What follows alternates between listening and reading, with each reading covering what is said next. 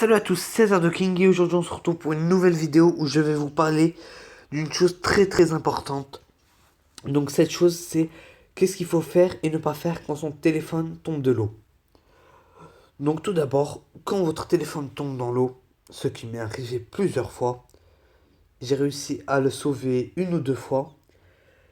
Ce qu'il faut faire directement, c'est l'ouvrir, enlever la carte mère et enlever la carte SIM, voilà, et prendre un coton-tige et enlever toute l'eau, enlever le maximum d'eau, enlever, vous passez sur les bords, les bords et tout.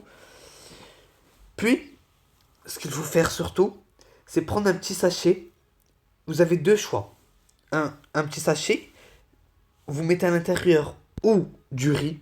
Le riz, ça marche très bien. Vous le laissez un jour dans le riz. Le riz va aspirer toute l'eau à l'intérieur. Mais ça, c'est moins bien. Mais le meilleur, c'est de le mettre dans des paquets de Silesia Gel.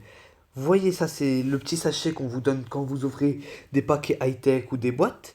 À l'intérieur, il y a des petites billes. Vous allez mettre ce sachet, vous ne l'ouvrez pas. Vous le mettez dans un sachet là. Ouais, vous m'avez compris. Vous m'avez compris, un sachet, un grand sachet, vous le mettez à l'intérieur. Le sachet avec le zip, vous le fermez. Vous mettez votre téléphone et votre batterie à l'intérieur. Vous le laissez pendant quelques jours et puis vous remettrez et ça marche.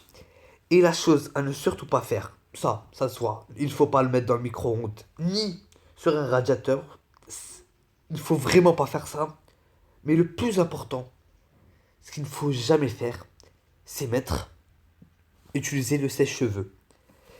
Oui, je sais que c'est tentant de mettre le sèche-cheveux, que ça peut être super, que vous croyez que c'est utile, mais c'est au contraire. Ce que vous allez faire, si vous utilisez le sèche-cheveux, vous allez éparpiller l'eau partout dans votre carte graphique et tout, et ça va faire tout le contraire de ce que ça devrait faire. Ça va juste excusez-moi, abîmer et détruire votre téléphone. Et ça, on ne le veut pas. Et avec un peu de chance, si vous avez très bien suivi mes étapes, votre téléphone marchera très bien. Bon, j'espère que cette vidéo vous aura aidé un peu. Et je vous dis à la prochaine. Et n'oubliez pas...